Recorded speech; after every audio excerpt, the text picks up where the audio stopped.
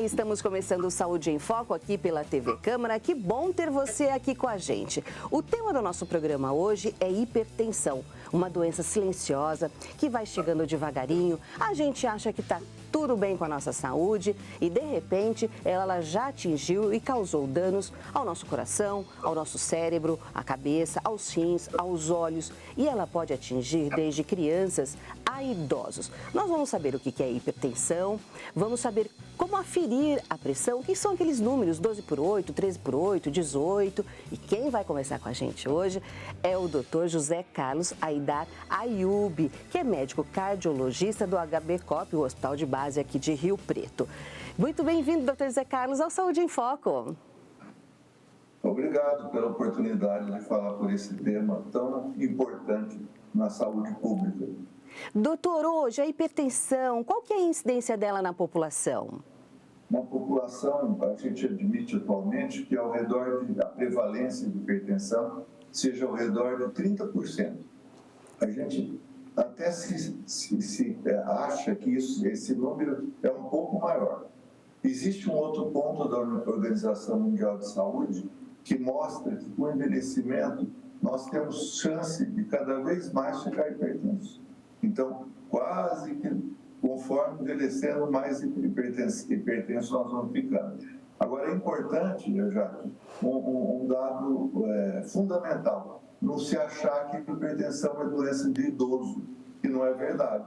Ela atinge desde criança até as fases avançadas da vida. Doutor, e criança, por que ela atinge uma criança ou um jovem, que teoricamente a gente imagina que esteja com boa saúde? 95% dos casos de hipertensão não tem uma causa para ela. Só 5% que a gente acha uma causa determinante. Por isso ela é chamada de uma inimiga silenciosa. E quando acontece, em 95% não tem causa. Então ela é primária e essencial. Só em 5% que nós vamos ter uma causa.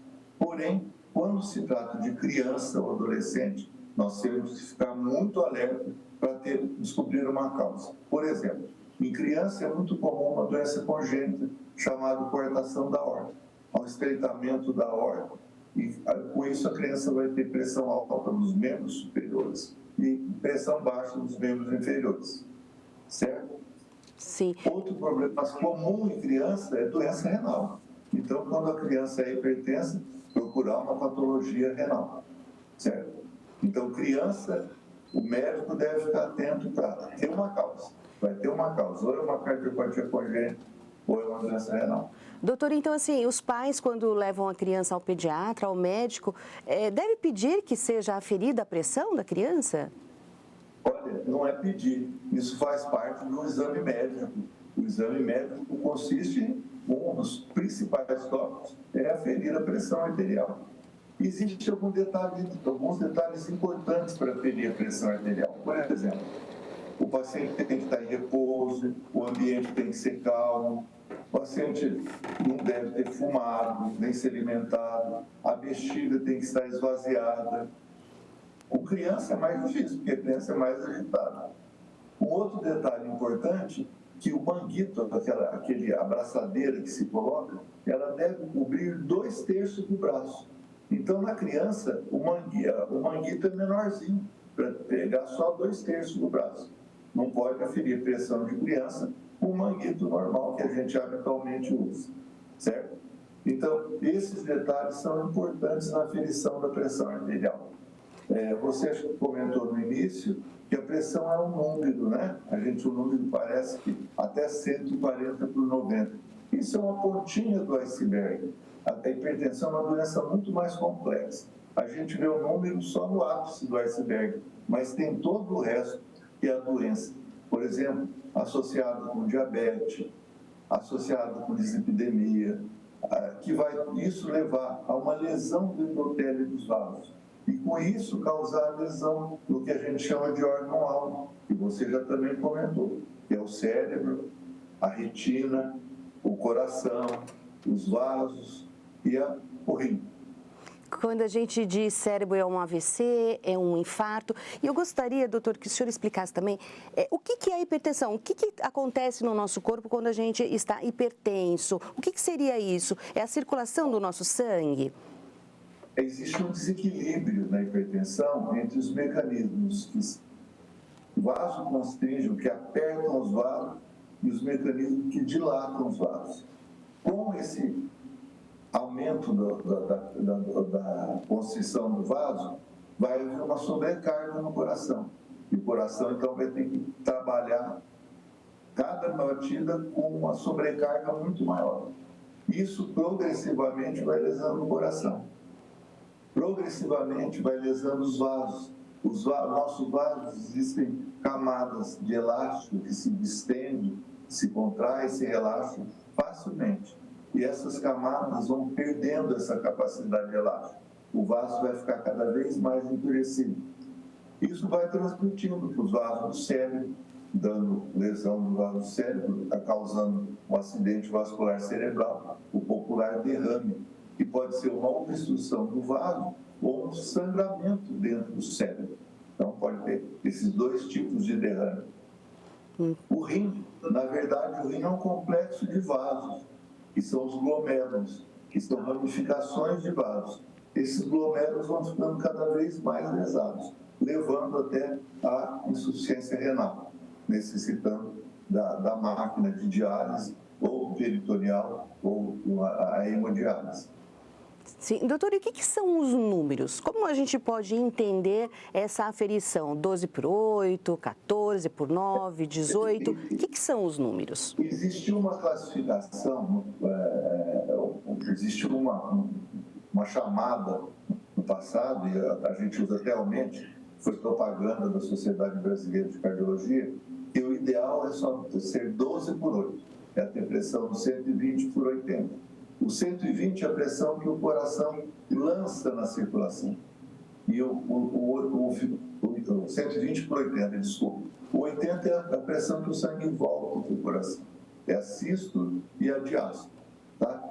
Então, existe uma classificação, e a nossa classificação de números para a hipertensão é muito parecida com a classificação europeia.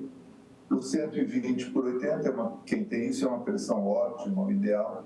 Quando está de 130 até 139, a gente conceituou como sendo um estágio de pré-hipertensão. Dos 140 por 90, acima disso já começa a ficar hipertenso estágio 1, e conforme vai aumentando esse número, 150, 90, 160, vai ser chamado de estágio 1, 2, 3. Tá? Doutor, como ela atinge... Sim, pode continuar, doutor. Não, quando essa classificação às vezes é difícil do leigo entender, né? Existe uma classificação americana que foi feita em novembro de 2017, que é muito prática. 120 por 80 é o ideal, de 130 até 139 é pressão elevada, acima disso é hipertensão estágio 1, 2. Então 140 já seria o estágio 1, 150, estágio 2 e assim por diante. Doutor, então, é uma coisa mais prática. Então, o grande perigo é aquele grupo chamado pré-hipertenso, que está ali naquela zona do agrião, vamos falar assim, aquele limite que sou hipertenso ou não sou hipertenso. Isso é um grande problema. Existe o que todo mundo já ouviu falar, eu tenho hipertensão do jaleco branco, que vai ao médico, fica apavorado e a pressão sobe. Essa hipertensão do jaleco branco corresponde ao redor de 27% da população. E ela é perigosa, porque a maioria desses pacientes vai desenvolver hipertensão conforme a idade vai avançando. Então, não é uma coisa tão inocente. E não é só uma coisa de neurose, é um problema psicológico. Isso nem sempre ocorre. Sim. Outra situação é o paciente que vai no consultório e a pressão está baixa. Está normal, está nos níveis normais. A pessoa fala, doutor, eu já medi minha pressão fica alta. Aí você faz aquela gravação da pressão, que é um aparelhinho que coloca no braço, e fica gravando umas 24 horas. Então, quando o paciente está em casa, está no trabalho, a pressão sobe, chega àqueles níveis elevados. Essa hipertensão, que é também perigosa, corresponde a mais ou menos 15% da população. É chamada hipertensão mascarada. Ela é mascarada, então quando ela vai ao médico com a pressão sempre normal, o médico não dá valor para isso e a paciente não vai se tratar e, consequentemente, vai ficar mais tempo exposta ao risco do nível elevado da pressão. Doutor, então sim, a pressão ela pode oscilar, mas também existe aquela que ela fica sustentada, e nesses dois casos gostaria que o senhor comentasse. Se você gravar durante o dia todo, ela vai oscilando bastante. Tá? Com a temperatura. Se você medir a temperatura, ela vai oscilando em vários momentos. Pode ficar no 36, 36, 36, 36,5, 38. Quando vai entardecer, ela pode chegar até 37. Então, a pressão oscila. Mas o limite tem que ficar abaixo dos 140/90. Tá? Sim. Doutor, diante desse quadro, né, de diagnóstico difícil, dessas circunstâncias, como que a pessoa deve avaliar? Porque a gente vai, afere a pressão, dá 14/9, a gente já fica meio preocupado. Ou então, mede a pressão casualmente e está 18 e a pessoa está super bem, porque não tem sintoma. Qual que seria uma orientação básica? E ver só um número isolado, a gente fica inseguro, né? Está alto, não está baixo, está normal, não está normal.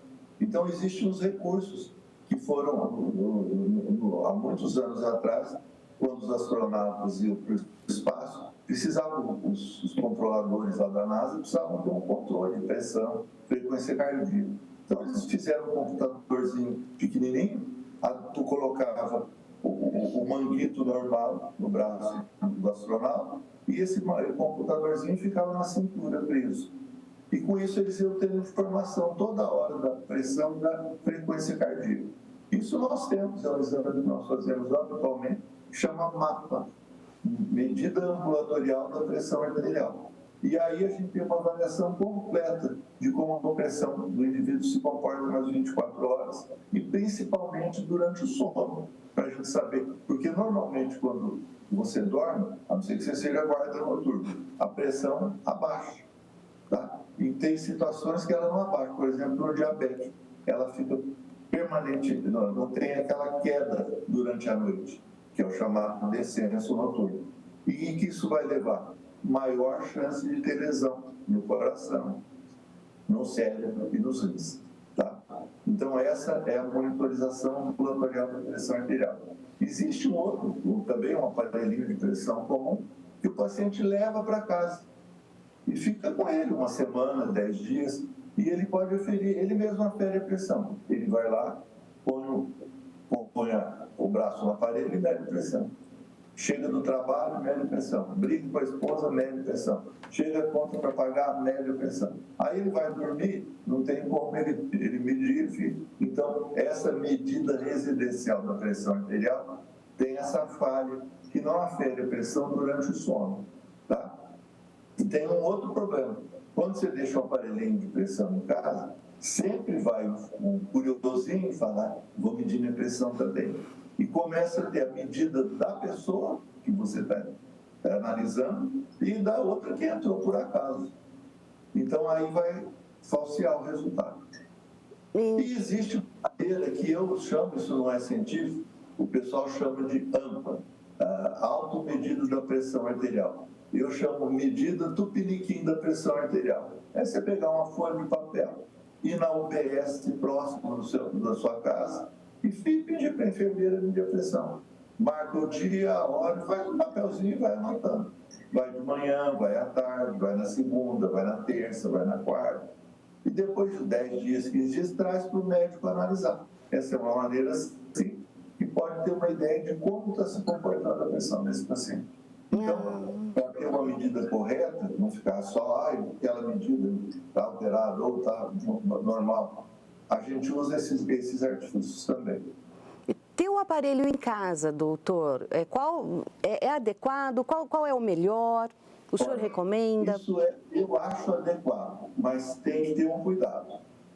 Por exemplo, você tem um termômetro na sua casa, não tem? Sim. Com certeza, ainda mais quem tem criança. Sempre tem um termômetro em casa. Você fica medindo a temperatura toda hora, todo dia? Não. Não. Mas se você colocar um aparelho de pressão, você vai criar uma sensação de querer medir a pressão toda hora.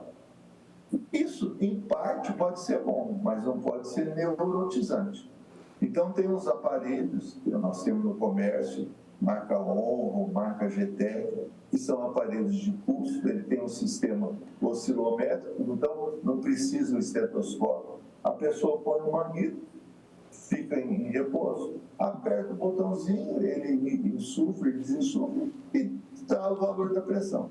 Então, para quem é hipertenso e quer ter um controle adequado, isso é importante ter, mas não precisa ficar medindo toda hora, tá?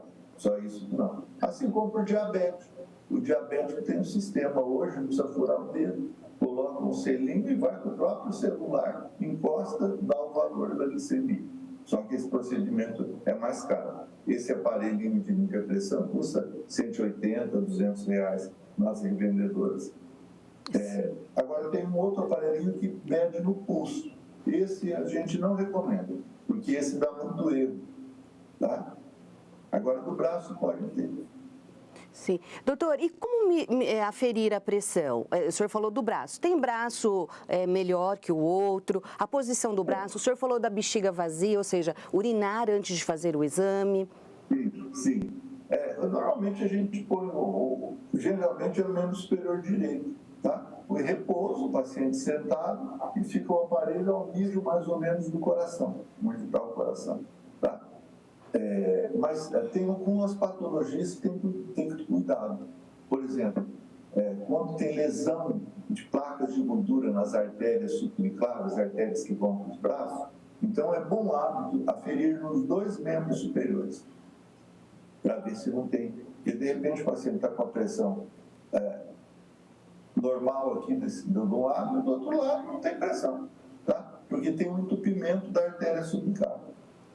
Quando existem pacientes que têm sequela daquela talidomida, e a gente tem a oportunidade de acompanhar algum tipo de paciente que tem isso, que não tem os membros superiores e é hipertenso. Como que nós vamos fazer diagnóstico? Medindo a pressão no tornozelo, tá? Você põe o paciente deitado e põe o aparelho de pressão e mede na artéria femoral. Então, é possível fazer isso também. Sim. Tá? Doutor, conversar durante a aferição da pressão, né? Às vezes está com o médico que fica conversando, pode? Além de não fumar, estar com a bexiga vazia, não ter se alimentado fartamente antes, o ambiente tem que estar tranquilo. Então, não adianta você estar aferindo a pressão e começar a falar aí como que está a situação política hoje no país, quem que morreu hoje, caiu uma bomba, teve um acidente, caiu um avião. Então, o ambiente tem que ser tranquilo, quanto menos conversa, pelo menos no momento de aferir a pressão, é o melhor. O fumante, existe um período do último cigarro para aferir a pressão? Bom, eu prefiro que nunca exista fumante, tem que falar. Mas se for, não tem um número assim, horas, não sei o que dizer, 2 horas, 3 horas, sem nenhuma nicotina circulante. Não fumar, pelo menos, se o paciente é fumante, não. O fumante, o cigarro, o que ele causa? A hipertensão, ele dá pico de hipertensão? A bebida alcoólica também? Vamos por parte. O fumante, ele vai lesando o sistema endotelial todo também, tá? Além de produzir alterações no DNA, levando a câncer de pulmão, câncer de bexiga, câncer de rim. Então, o fumo não está com nada. É curioso, sabe, Jaqueline? A gente conversa, no passado, quando eu fiz faculdade, isso foi nos anos 70, era hábito de fumar, né? O pessoal ficava, as mocinhas todas elegantes, com o cigarrinho na mão. A gente observa, pelo menos aqui na faculdade, na Farma, que o número de fumantes não é tão grande mais, não. Eu sempre pergunto, quem fuma da turma? Um ou outro levanta a mão e a maioria, eu posso dizer que não. Mas há uns 2 anos atrás eu fiz um levantamento e, por incrível que pareça, no geral, os fumantes, o número vem aumentando. Eu fiquei assustado quando eu peguei essa estatística. Então, a gente tem que ter cuidado com isso aí. Você vê que a indústria põe fogo no pacotinho de cigarro, aquelas figuras dantescas, né, horripilantes, e mesmo assim tem gente que não consegue parar de fumar. Tá? Certo. E a gente no consultório atende todo esse tipo de vício, e tem que ter cuidado, tem que procurar, o médico tem que procurar orientar. Ontem, por curioso, eu posso dizer sem nenhum, atendi um rapaz de 38 anos, você fuma? É o hábito, né? Todo mundo pergunta, você fuma, você bebe? E o moço me disse, naturalmente, que ele fumava todo dia um cigarro de maconha. E eu quase caí da cadeira que estou sentado aqui. Eu falei, como? Não, doutor, é normal. Eu falei, não é normal. E fui explicando para ele. Porque com a liberação de canabinoides para tratamento de algumas doenças, tem que ter cuidado com essa banalização desse tipo de conceito. Tá? Existe aplicabilidade clínica, mas isso que não seja estímulo ao vício. Quanto a beber, é uma coisa importante. O número de alcoolismo vem aumentando. E a gente pensa em alcoolismo, pensa só em homem. Mulher também. A mulher é alcoolista também. Não tem. Tem que ter cuidado. Quando o paciente vem consultar comigo, ele pergunta quanto tempo eu devo tomar remédio para pressão. E, na verdade, o tempo de tomar remédio para pressão é o resto da vida. Eu não pode tomar hoje 2 meses, ela normalizar e falar, ótimo, para, não vou tomar mais. E se eu falar para a pessoa, você tem que tomar remédio o resto da vida, a pessoa vai causar um impacto negativo. Então eu falo, olha, você vai ter que tomar um longo tempo. E até quando você morrer, você tem que avisar quem ficou vivo do seu lado, dos seus parentes, para comprar uma caixinha de remédio e pôr no caixão. Que pode ser que, do outro lado, você vai ter um tempo ainda, até você ser completamente espiritualizado, que você vai precisar usar o remédio. O doente dá risada, ele vai entender de uma maneira meio cômico-trágica que tem que sempre tomar um remédio da pressão. O remédio é para a eternidade, né, doutor? É para a eternidade o remédio. Para a eternidade. Para a bebida é uma coisa curiosa. A gente você pode tomar uma dose de uísque, um cálice de vinho, ou uma cervejinha, ou um EP. E tem que ter cuidado, porque se você estimular, se o paciente tem tendência ao alcoolismo, às vezes ele não consegue controlar um. Ele passa por 2, por 3 e assim vai. E na mulher é curioso, a mulher é metade da dose. E eu sempre fiquei, por que a mulher é metade? A mulher é mais forte, é mais resistente que o homem para a dor, né, pelo menos. E aí a gente sabe hoje em dia que é a mulher, a metade da dose, porque ela demora mais tempo para metabolizar o álcool ingerido. Tá? Então, por isso que na mulher é metade da dose. Mas, repito, desde que ela, numa relação médico-paciente positiva, que ela não tenha tendência para o alcoolismo. Se ela tiver, nem uma dosinha seria recomendada. Sim. Doutor, então, existe prevenção da hipertensão? Ou quem já é hipertenso, estilo de vida? Existe uma dieta que a gente vê na internet quando se fala em hipertensão? É DASH, se não me engano, é assim que fala. A prevenção, ela funciona? Olha, deixa eu te falar uma coisa. Você lembra aquele ditado, diga-me com quem andas que eu te direi quem és? Né? A gente fala sempre isso. Então, se na sua família tem hipertensão, a chance de você ter é sempre total, tá? Então, sempre vai ser aquela patologia familiar que você vai procurar. Então, o hipertenso, se o pai é hipertenso ou a mãe é hipertensa, ele vai carregar o gene e conforme o ambiente que ele vive, isso vai despertar, desencadear o quadro da hipertensão. Então, sempre que se fala em prevenção, nós temos vacinas para tudo, né?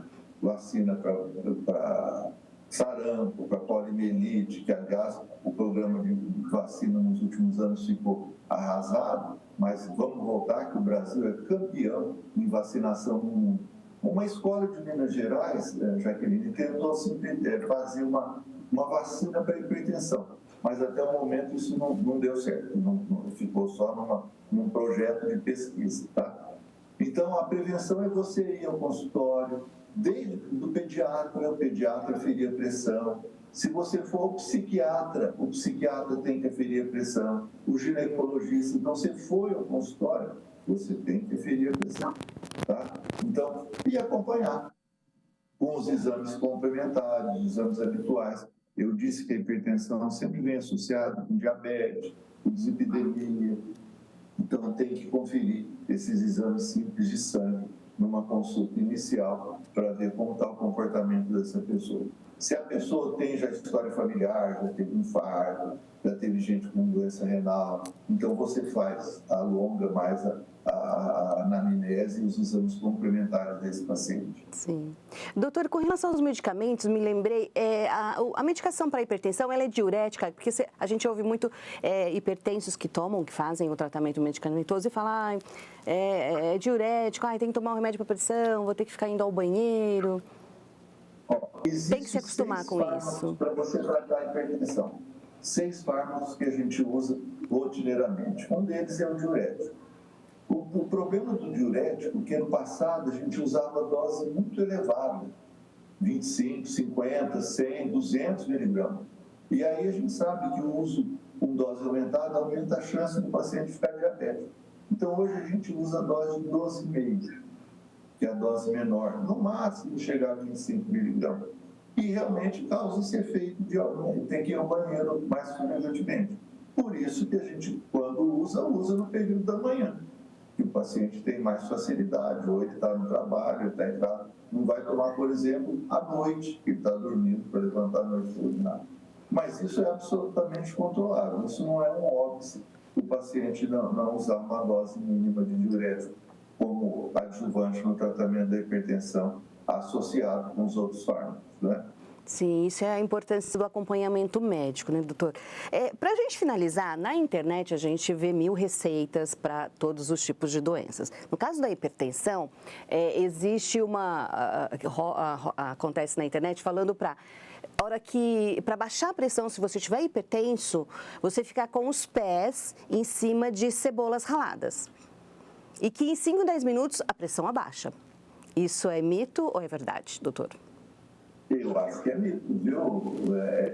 Inclusive, o tipo da cebola é caro. É mais fácil economizar para usar o medicamento. Aliás, é importante falar em economizar enquanto ao tratamento da hipertensão. Você sabe que existe no Brasil um programa chamado Hiperdia, que é um atendimento na saúde pública para o diabético e hipertenso. Então, nos postos de saúde, especificamente para a hipertensão, que é a nossa conversa agora, existem 4 fármacos disponíveis. Então, o paciente quando você vê na farmácia, aqui tem farmácia popular, você chega com a receita médica, você ganha o remédio para tratar a hipertensão gratuitamente, você ganha de graça, tá? Então, não é obstáculo econômico, hoje em dia no Brasil, você tratar a hipertensão pelo custo, porque o remédio é dado de graça na farmácia popular. A saúde pública é muito importante, então, a incidência da hipertensão na saúde pública, agora, já que existe essas... Mitos são mitos. Você já disse, a gente tem que ter cuidado com essas coisas de internet, porque, de repente, você faz alguma coisa que vai ser mais nocivo. Isso é realmente mito. O que vale da internet são orientações médicas precisas. Nós temos um colega que tem um site que chama Dr. Décio Mion, que ele tem uma plataforma no Facebook que ele fala, dá conselhos, mostra o que é correto, o que é incorreto, o que é real, o que não é real. Então, isso é importante. Quanto à dieta, você tocou na dieta DASH, a gente não comentou. Essa funciona, isso é importante. Aliás, não é só para hipertensão, é para hábito saudável de vida. É comer mais legumes, vegetais, carne branca, peixe, frango sem a pele, evitar alimentos gordurosos. É uma pirâmide, né, de alimentação. É uma alimentação saudável. Isso deve ser feito. Por todos nós. Doutor... E uma coisa importante, Jaqueline, sal. Nós não falamos nada do sal. O sal é fundamental. O consumo moderado de sal, tá? Reduzido. A gente costuma falar uma tampinha da caneta Bic nas 24 horas. Mas cuidado com os alimentos industrializados. E hoje em dia é obrigatório ter, a gente nunca faz isso, mas lê quando você compra alguma coisa, lê a porcentagem de sal, de açúcar que tem em cada alimento. Então, para o hipertenso, é fundamental ele diminuir o consumo de sal. Porque o sal, ele altera essa circulação do sangue nas nossas artérias, é isso, doutor? Ele aumenta a retenção de água e vai desenvolver mecanismos que provocam a elevação da pressão arterial. Sim. Doutor, chegamos ao final do nosso programa, uma entrevista muito boa, muito instrutiva. Eu queria que o senhor deixasse aí um recado para o nosso telespectador. O recado é sempre fazer o seu controle e avaliação clínica sua com o seu médico, na sua unidade básica de saúde, para você verificar o grau de hipertensão. Se você tem hipertensão na família, mais importante ainda, o acompanhamento periódico, os exames de rotina, se for necessário o uso de medicação, essa medicação tem que ser utilizada por tempo prolongado. E hoje em dia nós temos fármacos, os menores, com menos efeitos colaterais possíveis. Então, são facilmente aceitos pela pessoa, não tem efeito indesejável. Então, não tem desculpa. O remédio pode ter até conseguido de graça, onde tem farmácia popular.